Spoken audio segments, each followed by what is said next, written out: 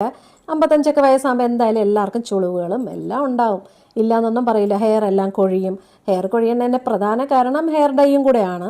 അതിലെന്തായാലും chemicals ഒന്നും ഇല്ലാതിരിക്കില്ല. അപ്പം hair ഉള്ളതിൽ നമ്മുടെ ഇതിൽ കിട്ടുന്നതിൽ നല്ലത് നോക്കി വാങ്ങിക്കുക. ഒരുപാട് കെമിക്കൽസ് അടങ്ങിയ പാക്കറ്റിൽ കൊച്ചു പാക്കറ്റ് കിട്ടുന്ന ഹെയർ ഡൈസിലൊക്കെ ഒരുപാട് കെമിക്കൽസാണ്. അപ്പോൾ അങ്ങനെയുള്ളതൊക്കെ ഒഴിവാക്കുക. നല്ല ഒരു ഹെയർ ഡൈ വലിയ വിലയില്ലാത്ത കമ്പാരിറ്റീവ്ലി നമ്മുടെ മാർക്കറ്റിൽ കിട്ടുന്നതിൽ കെമിക്കൽസ് കുറഞ്ഞ ഹെയർ ഡൈസ് വാങ്ങിച്ച് തേക്കുക. കാരണം നമുക്കൊക്കെ മുടി നരച്ചിരിക്കുമ്പോൾ എന്തായാലും നമുക്കൊരു വെളിയിലൊക്കെ പോകുമ്പം പലർക്കും ചിലർക്കങ്ങനെയല്ല വിഷമമാണ്. അപ്പോൾ അങ്ങനെയുള്ളവർ നല്ല ഒരു ആവറേജ് ലെവലിലുള്ള നല്ല കെമിക്കൽസൊക്കെ അധികം ഇല്ലാത്ത ഹെയർ ഡൈസ് വാങ്ങിച്ച് വലിയ ബോട്ടിൽ വാങ്ങിക്കണേ ഒത്തിരി നാൾ ഇരിക്കും കേട്ടോ. അങ്ങനെയൊക്കെ ഉള്ളത് വാങ്ങിച്ച് പുരട്ടാൻ ശ്രദ്ധിക്കുക.